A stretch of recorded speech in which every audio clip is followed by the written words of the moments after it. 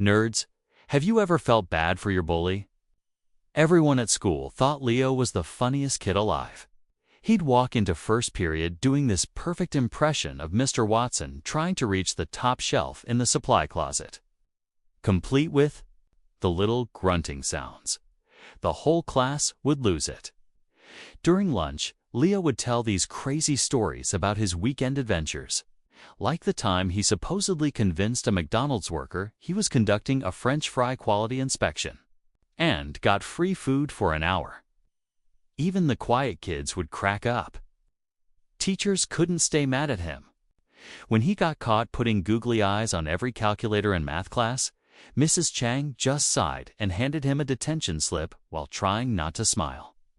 But here's the thing nobody noticed. Leo never talked about home, ever. One Tuesday, we got this substitute teacher who clearly didn't know our class. She gave us this writing assignment. What do you wish people knew about you? Everyone groaned and wrote generic stuff about wanting to be famous or whatever. But Leo actually seemed focused. He was writing for like 20 minutes straight, which was weird because he usually just drew little cartoons in the margins. Then the sub did something that still makes my stomach drop. She started reading papers out loud, thinking they were all anonymous. Most were boring. Then she picked up Leo's. I don't talk at home. No one there listens, not even when I scream. My jokes are just me practicing how to be heard. The room went dead silent. You could hear the clock ticking. Everyone turned to look at Leo. He burst out laughing. Gotcha. I totally made that up to mess with the sub. Did you see your faces? But I saw his hands. They were shaking like crazy. After class, I caught up with him by his locker. Dude, did you really make that up? Leo grinned and did this exaggerated wink. Come on, you know I'm always performing. That's what I do. But something felt off. Over the next few weeks, I started paying attention differently. Leo always stayed at school until like 5:30, way after everyone left. He'd just sit in the library or hang around the gym. When I asked why, he'd joke about avoiding chores or something. He never invited anyone over. When kids talked about sleepovers or hanging out at each other's houses, Leo would change the subject real quick. And here's what really got me. Whenever someone yelled, even just joking around, Leo would flinch. Like his whole body would tense up for a second before he'd cover it with a laugh. One Friday, I decided to follow him after school. I know that sounds creepy, but I couldn't shake this feeling. Leo walked to the public library downtown, but it was closed. He just sat on the steps in his thin jacket, even though it was freezing. He stayed there for 2 hours. I walked over. Hey, what are you doing? He jumped. Oh, just waiting for my ride. Mom's always late. You know how it is, but no car came. He just sat there until dark. Want me to wait with you? I asked. Nah, she'll be here soon. I didn't leave though. We sat there together, not really talking. Finally, around 8 o'clock, Leo got up. She forgot again, he said, trying to laugh it off. Guess I'm walking. I offered to walk with him. He said no like 5 times, but I just started walking anyway. His house was this tiny place with dead grass and newspapers piled on the porch. The windows were covered with sheets instead of curtains. This is me, he said, not moving toward the door. Through the thin walls, we could hear yelling. Loud, angry yelling. Lo's face went completely blank. Is that a lie? Started. My mom doesn't sleep much, he said quietly. And my brother gets mad when I'm loud. So, at school, I learned to be loud in a way that makes people smile instead of throwing things. That hit me like a truck. My mom started letting Leo come over after school. At first, he'd just do homework and leave, but then he started staying for dinner. He was still funny, but different, calmer, like he didn't need to perform every second. He stopped doing the crazy pranks at school, too. Everyone at school thought Leo was the funniest kid alive. He'd walk into first period doing this perfect impression of Mr. Watson trying to reach the top shelf in the supply closet, complete with the little grunting sounds. The whole class would lose it. During lunch, Leo would tell these crazy stories about his weekend adventures. Like the time he supposedly convinced a McDonald's worker he was conducting a French fry quality inspection and got free food for an hour. Even the quiet kids would crack up. Teachers couldn't stay mad at him when he got caught putting googly eyes on every calculator in math class. Mrs. Chang just sighed and handed him a detention slip while trying not to smile. But here's the thing, nobody noticed. Leo never talked about home, ever. Not once. No, my dad says, or my mom made this, or even my little brother's annoying. It was like that whole part of his life didn't exist. One Tuesday, we got this substitute teacher who clearly didn't know our class. She gave us this writing assignment. What do you wish people knew about you? Everyone groaned and wrote generic stuff about wanting to be famous or having secret talents. But Leo actually seemed focused. He was writing for like 20 minutes straight. Which was weird because he usually just drew little cartoons in the margins. Then the sub did something that still makes my stomach drop. She started reading papers out loud, thinking they were anonymous. Most were boring. Then she picked up Leo's. I don't talk at home. No one there listens, not even when I scream. My jokes are just me practicing how to be heard. The room went dead silent. You could hear the clock ticking. Everyone turned to look at Leo. He burst out laughing. Gotcha. I totally made that up to mess with the sub. Did you see your faces? But I saw his hands. They were shaking like crazy. After class, I caught up with him by his locker. Dude, did you really make that up? Leo grinned and did this exaggerated wink.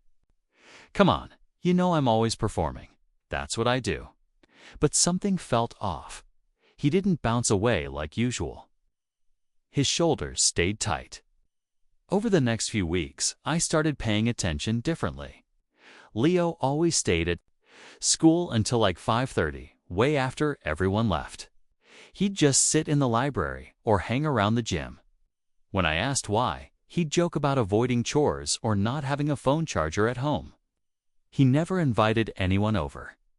When kids talked about sleepovers or hanging out, Leo would change the subject real quick.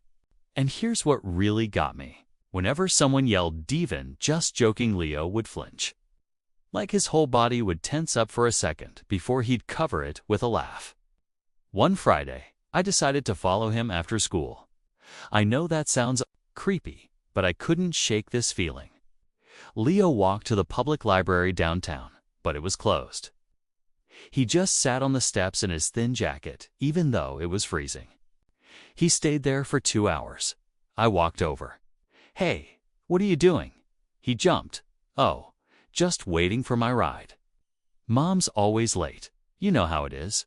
But no car came. He just sat there until dark. Want me to wait with you? I asked. Nah, she'll be here soon.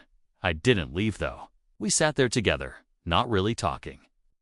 Finally, around 8 o'clock, Leo got up. She forgot again, he said, trying to laugh it off. Guess I'm walking. I offered to walk with him. He said no like 5 times, but I just started walking anyway. His house was this tiny place with dead grass and newspapers piled on the porch. The windows were covered with sheets instead of curtains. This is me, he said, not moving toward the door. Through the thin walls, we could hear yelling. Loud, angry yelling. Leo's face went completely blank. Is that? I started. My mom doesn't sleep much, he said quietly. And my brother gets mad when I'm loud. So, at school, I learned to be loud in a way that makes people smile. Instead of throwing things that hit me like a truck. My mom started letting Leo come over after school. At first, he'd just do homework and leave, but then he started staying for dinner. He was still funny, but different, calmer.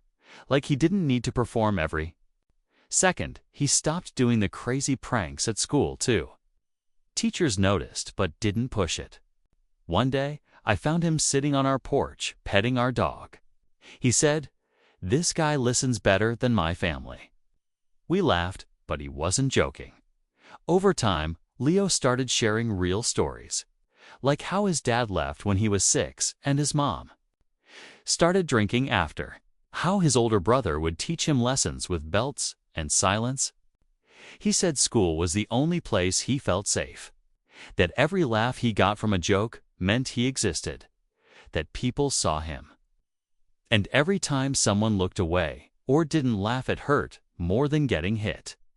I started noticing how many other kids probably had their own versions of Leo's life, hiding behind noise or silence. I wondered how many funny kids were just hurting kids with good timing. One afternoon, Leo asked if he could crash at my place because the house was too loud. My mom didn't hesitate. We made up the couch, gave him extra blankets. He slept for almost 12 hours straight.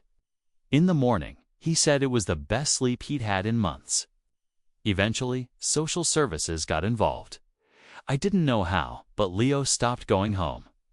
He stayed with a foster family nearby. They were quiet, kind people who had no idea what to do with a teenager who cracked jokes about everything. But they tried.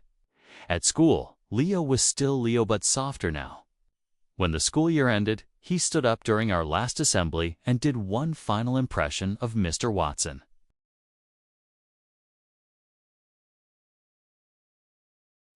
But this time, at the end, he bowed and said, "Thank you for hearing me." It wasn't just a joke. It was a goodbye to that version of himself, and I'll never forget it. We still hang out sometimes. He's learning guitar, working part-time. At the library, he says it's ironic. I say it's poetic. He laughs, but his hands don't shake anymore. Story to my 30th birthday landed on a Saturday. No one called, no messages. At 4:12 p.m., I got a group text. "Family dinner tonight. I bring wine if you show." Then a follow-up from my aunt. "Don't make it about you." I arrived quietly, placed a bottle on the table, and handed my mom an envelope. "Rent bill," I said. "Your name's still on the account." Then I left. At 7:03 p.m., mid-cake, the lights went out. "Ka," my sister shouted. "Who does this on a birthday?" I just turn off my phone at 4:12 p.m., my phone buzz. "Family dinner tonight. Bring wine if you show." That was it. No, "Happy birthday." No emoji. No, "We love you." Just a logistics note, like I was the delivery guy. A minute later, another ping. "Aunt Denise, don't make it about you." I stared at the screen for a full minute. The kind of stare where your brain just flatlines. My 30th birthday, a milestone. And not one person in my family had said a word until now. It had been radio silence all day. No calls, no messages, not even a lame forwarded meme from mom. For years, I've been the one to plan birthdays, book dinners, remind everyone of anniversaries. I remembered Chloe's kindergarten graduation, Kevin's promotion, even Dad's retirement dinner that turned into a roast of me somehow. And now, nothing. They only remembered me when they needed something, and apparently today, what they needed was wine. I almost didn't go. I almost stayed curled up on my couch watching reruns and letting the pizza I ordered burn in the oven just to feel something. But something in me, maybe pride, maybe anger, decided to show up anyway. I didn't text back. Didn't say I was coming, just walked in quietly at 5:03 p.m. with a bottle of red in one hand and an envelope in the other. My mother barely looked up from the stove. "Oh hey," she said, like I'd just come home from work. "Did you bring wine?" I placed the bottle on the table, then handed her the envelope. "Rent bill," I said, voice flat. "Your name's still on the account." She opened it, frowned at the numbers. I didn't wait for a reaction. I turned around and walked out. No one stopped me. At 7:03 p.m., when the lights went out and the cake knife hit the floor, my sister shouted, "Who does this on a birthday?" I just turned off my phone. Growing up, I was always the dependable one, the fixer, the one who quietly cleaned up messes I didn't make. I was the family's unofficial accountant by 15, the designated driver by 16, and the go-to babysitter for my cousin Chloe by the time I hit college. My reward, hand-down guilt, and a never-expiring tab of unspoken obligations. My sister Rachel got the spotlight. She was the fun one, the spontaneous one, the oh my god. She's so creative one. She dropped out of college twice, found herself in 3 different European countries, and somehow still ended up moving back into mom and dad's house like a boomerang coated in glitter. She didn't pay rent, didn't help with bills, but every time she came home with a new hair color and a half-baked idea for a vegan candle business, the family acted like she'd discovered fire. I, on the other hand, had been paying my mother's utility bills for 4 years. Yeah, you read that right. Her name was still on the account from when I took over the lease. When she temporarily moved out and left the apartment to me, she said, "Just keep it running till I get back on my feet." That was in 2019. I paid every gas bill, every electric charge, every overdue water notice. And whenever I brought it up, she'd wave it off like I was being petty. "You're the one with a good job," she'd say. "You can handle it." Dad wasn't better. He retired early to focus on woodworking, which really meant spending hours in the garage making dust and debt the last time. I suggested he sell one of his collector guitars to help cover Mom's medical K. He told me that guitar is older than you. You don't just sell family. Funny, I thought I was family. Even Aunt Denise, my sarcastic, whining godmother, joined the chorus of gaslighting when I stopped sending birthday money to Chloe after Rachel. "Got a second DUI? You're punishing the child for the mother's mistakes," she snapped over Thanksgiving stuffing. "No," I'd replied, my voice shaking with barely contained fury. "I'm just done paying for chaos I didn't cause." But no one heard me. Or maybe they did and just didn't care. By last year, I'd stopped volunteering to host Christmas, stopped bringing dishes to Easter, stopped pretending I wasn't suffocating under the weight of everyone else's expectations. And they noticed, oh, they noticed. Not because they missed me, but because they missed my contributions. "Are you okay?" Mom asked once when I skipped a birthday dinner. I almost laughed. "I'm fine, just tired." "Well, don't be dramatic." There it was, the family motto. So, when my 30th birthday came around and no one said a single word until that group text at 4:12 p.m., it didn't feel like a surprise. It felt like confirmation. Confirmation that I only mattered when I was useful. That's why I showed up. That's why I handed my mother that envelope with the rent bill and walked out. Not to make a scene, but because it was the first time in my entire life that I made an appearance without offering myself on a silver platter. And that apparently was the real crime, because at exactly 6:47 p.m., my phone buzzed again. This time, a personal message from Rachel. "You're being awful right now. Seriously, it's your birthday and you're making everyone uncomfortable. Why can't you just enjoy yourself for once?" Enjoy myself? You mean like when I paid the heating bill in February so they could keep watching Netflix? Or when I spent Christmas Eve fixing the leak in Aunt Denise's bathroom while everyone else sang carols? I didn't reply. At 6:59 p.m., Aunt Denise sent another, "Whatever stunt you're pulling, stop it. Your mom's crying now. Cry me a river." I was still in my apartment when the last message came through. It was a photo. The family around the dining table holding cake slices and plastic wine glasses. Rachel had her middle finger up. Chloe was making a duck face. My mom was half smiling. Readied, holding the envelope like it was radioactive. The caption, "This is what you're missing." Happy birthday. That's when I made the decision. I pulled up the utility company's website, logged into the account, and disconnected the power. The lights went out at exactly 7:03 p.m. Not a flicker, not a slow dimming, just gone. Darkness slammed into that house like divine punctuation.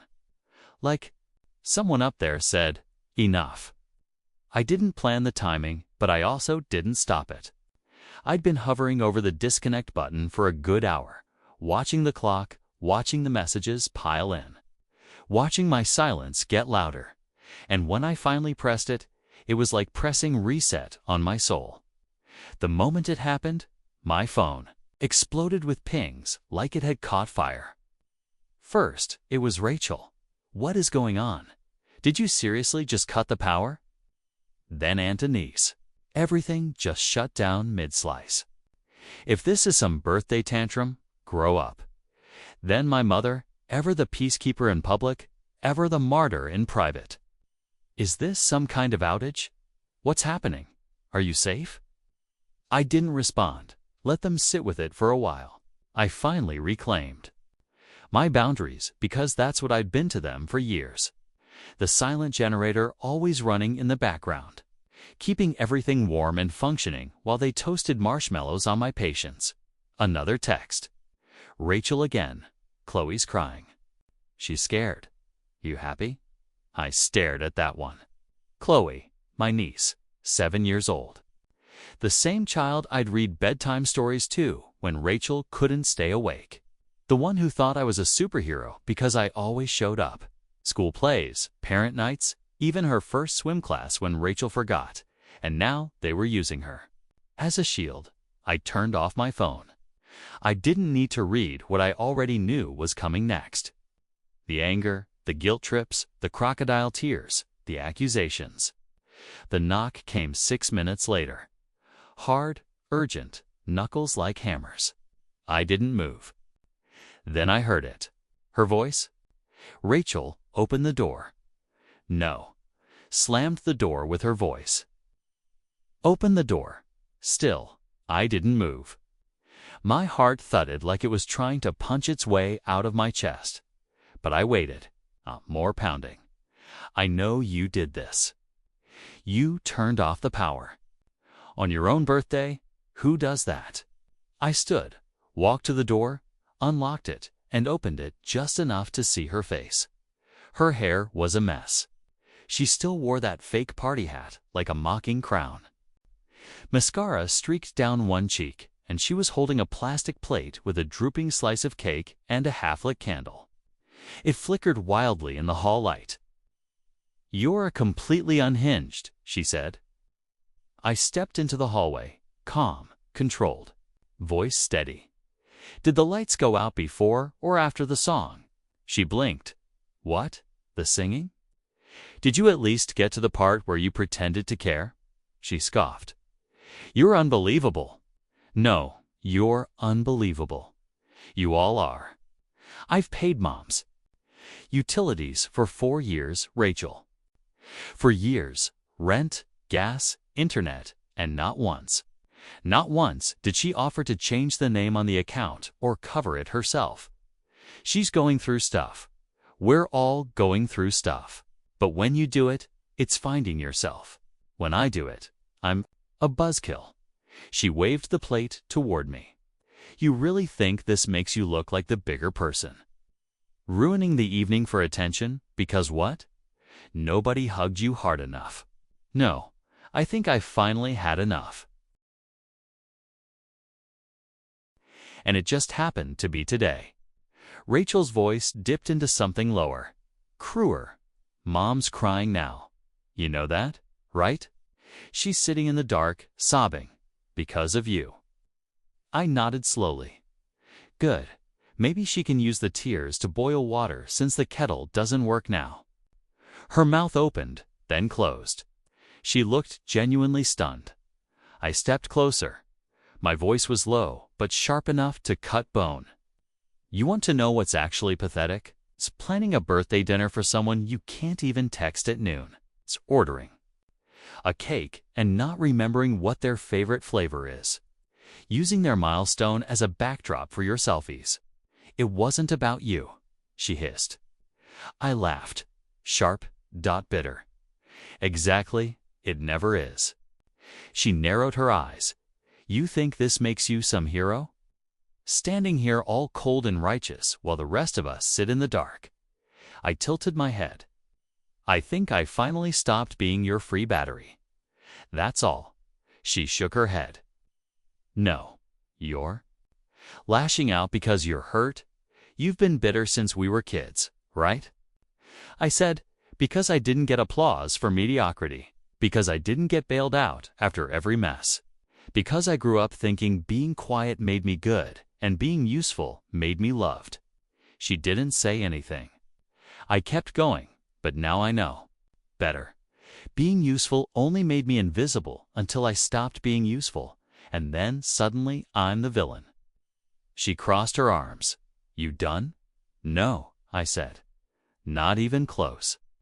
I pulled out my phone, turned it back on, and showed her the screen. The utility company app. The confirmation, I didn't just turn off the lights, I said. I removed my name permanently. Her eyes widened. That account's closed.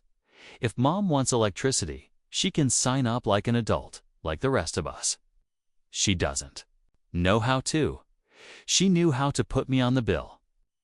She can figure out how to take herself off the couch. You're going to regret this, Rachel muttered. No, I said. I'm finally starting to breathe. I closed the door behind it. I could still hear her yelling, the heavy stomp of her boots, the ding of the elevator. But I didn't open it again. Instead, I stood in the silence, in the dark, in the peace I'd created. For the first time in years, I felt light. Not because I'd won, but because I'd finally stopped losing. The silence after the storm was almost louder than the shouting. Once Rachel left my hallway, there were no more knocks, no more angry texts, no group calls, just vacuum. The power stayed. Off at Mom's place for 2 full days. I didn't ask, didn't check, didn't offer help, but I saw the posts. A blurry photo of a Camila table. Chloe holding a flashlight under her chin, making ghost faces. Aunt Denise writing, family bonding time. Thanks to someone's tantrum, I didn't react. Instead, I did something radical. I went for a walk alone. No phone, no just-in-case mindset. Just me in a hoodie in streets I never noticed before because I was too busy replying to family emergencies. That evening, I came back to an inbox stuffed with guilt confetti. From Mom, I know you're upset, honey. I just wish you'd talk to me before doing something so extreme. I miss you. From Rachel, hope you're happy. Chloe's scared of the dark now. Therapy's expensive. From Aunt Denise, what happened to you? You used to be the good one. Now you're cold. There it was. Used to be the good one. Not caring, not compassionate, just good, meaning obedient, quiet, useful. And now, I was none of those things. But for the first time, I didn't feel like a villain. I felt awake. The real aftermath began on Wednesday. I got home from work to find my mom sitting on the steps of my apartment building. No warning, no text, just her with a jacket too light for the weather and that look. The one she wore when she wanted to seem fragile but in control. I stopped, took a breath, let the wind whip past us before saying anything. Why are you here? I needed to see you, she said. You haven't answered my calls. You think maybe I needed that time. Look down. I was hurt. Hurt. I laughed, cold and sharp. You got hurt after 30 years of letting me carry everything in silence. She opened her mouth, then closed it, then sighed. Rachel's upset. Oh, Rachel's upset. Must be Wednesday. She says you humiliated her, that Chloe is being used as a prop again. That stunned her. I kept going. Let's be real. You didn't come here for a heart-to-heart. You came because the lights went off and you don't know what to do without me." "That's not true," she whispered. "But I could hear the crack in it, isn't it? Who helped you move after the divorce? Who paid the overdue bill when you overdrew your account again? Who signed you up for your insurance renewal last fall?" She looked away. "You've built your survival on my back. And for years, I let you because I thought that's what love looked like. Sacrifice, service, silence." Tears welled in her eyes. I didn't flinch. "I'm not mad you needed help," I said. "I'm mad you expected it like oxygen. And the one time I withheld it, not out of spite, but out of self-preservation. Suddenly, I'm the bad guy." She sniffled. "It wasn't meant to be like this." "No," I agreed. "Was meant to be worse because I was never supposed to fight back." She left with no apology, no hug, no dramatic collapse, just quiet retreat. And that's when I realized something. They didn't want reconciliation. They wanted restoration. They wanted me back in line. But that line, that role, it was dead. By the weekend, I started hearing from extended family. "Uncle Mike heard you cut the power? Wow, that's cold. Cousin Aaron, you okay? Want to grab coffee?" The contrast was interesting. Some scolded, some poked, but a few, just a few, were curious. Genuinely curious. Aaron and I met at a cafe Sunday morning. She was always the quiet cousin. Middle child, underestimated now. She managed to shifts at a hospital and still smiled like she wasn't drowning. "You look better," she said, stirring her tea. "I feel strange, like I finally screamed after being underwater for too long." She nodded. Takes a while to realize silence isn't peace. We talked for 2 hours about family guilt, generational roles. About how certain people are born into service positions in the family and never told they can quit. "Rachel's furious," Aaron said near the end. "Says you humiliated her, but honestly..." She leaned in. "I think she's scared of that you figured it out," she said. And now the rest of us might too. Later that night, I checked the family group chat. Dozens of new messages. Someone had made a joke about mom getting a battery-powered personality. Someone else had posted a meme of a light bulb crying. Passive aggression wrapped in humor, the family brand. But this time, I didn't feel sucked into it. I wasn't angry. I was done. On Monday, I sent an email to the landlord. I officially removed my mother from all utility accounts. I updated the lease. I gave notice that by the end of the month, I'd be moving to a new unit across town. Smaller. Cheaper mine. No more inherited responsibilities. No more names on my bills, but mine. The final message came Thursday. It was from Rachel. Not a group text, not a meme, a real message. Just 3 words. "You changed." Congrats. I stared at it. No sarcasm, no venom, just resignation. And maybe, just maybe, a touch of respect. I didn't reply. I didn't need to because she was right. I had changed. And for the first time in my life, I wasn't sorry for it. 2 weeks after the lights went out, I moved. Not across the country, not to some Instagrammable beach house or remote cabin in the woods, just 12 blocks away, but it felt like a continent. The new place was smaller, quieter, just 1 bedroom, a tiny balcony, and walls that didn't echo with obligation. No one helped me move, no family support, no casserole drop-offs. Just me, 3 suitcases, and the sound of my own breath, finally, feeling like mine. For the first few nights, I kept expecting my phone to ring. Some crisis, some last-ditch manipulation. But all I got was silence. And you know what? It was beautiful. No one needed rent, no one needed rides, no one needed me. And for the first time since I was 15, I wasn't afraid of that. I started small morning walks without my phone. Buying groceries I actually wanted. not budgeting to send extra to mom just in case. I even joined a gym. Not for aesthetics, but because I like the idea of getting stronger. Stronger than I'd been. Stronger than they ever let me be. One evening, I opened my email and found a message from the power company. It was addressed to my mother, but sent to me. A glitch in the system, probably. It said payment past due.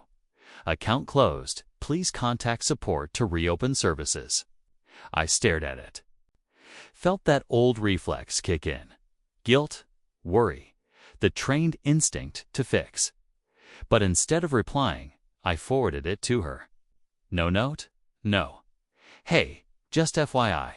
Just forward. 5 minutes later, she called. I didn't answer. She texted. I didn't know who else to ask. I texted back, start with yourself. She never replied, and I never felt lighter. 2 months passed. Then 3, I didn't attend the family Easter brunch. Didn't send money for Chloe's dance recital shoes. Didn't get tagged in any group selfies or added to any surprise Zooms. For the first time, I didn't exist as a utility. And still, I existed. In fact, I thrived. I started therapy.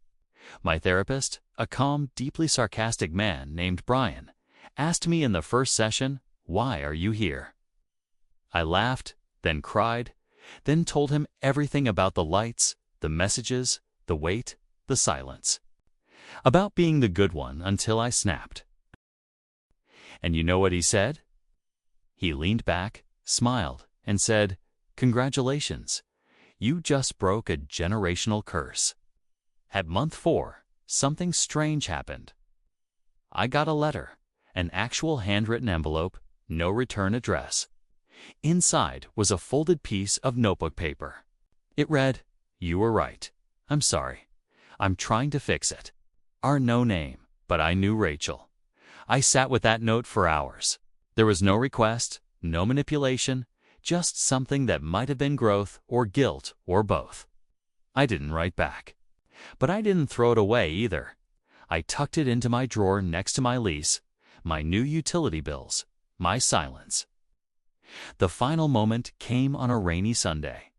I was walking home from the gym, hoodie soaked, headphones in. A woman stopped me outside a cafe. Blonde hair, nervous eyes. It was Alex's ex, the girl Rachel used to call dead weight. "Hey," she said awkwardly, "you probably don't remember me, but I used to date your sister's friend." I nodded. She smiled shilly. "I just wanted to say I saw what happened. The whole thing with the power, the fallout, and I wish I had done that when I had the chance." I blinked. Done what? Stopped the cycle. Said no, left. Instead, I just kept folding into their drama until I disappeared. I didn't know what to say, but she did. She squeezed my hand gently. "Thank you," she whispered, then left. Just like that. When I got home, I poured a glass of wine, lit a candle, sat on my tiny balcony, and watched the rain smear the city lights. And for the first time, I let myself feel everything. The rage, the grief, the freedom. I wasn't broken. I wasn't cruel. I wasn't too cold. I was just someone who finally stopped bleeding for people who called it love. So what did I learn? That boundaries aren't walls. They're doors you close to keep the wind from swallowing you. That silence can be peace. That no is a complete sentence. That when the lights go out, sometimes it's not sabotage. Sometimes it's the beginning of finally seeing things clearly. Today, I'm 30 in 2 months, and I feel like I was just born. They still talk, I'm sure. Still frame it as a betrayal. Still tell stories that cast me as the villain. But I don't flinch anymore because I know the truth. I didn't cut them off. I cut myself free. And does freedom look good in the dark?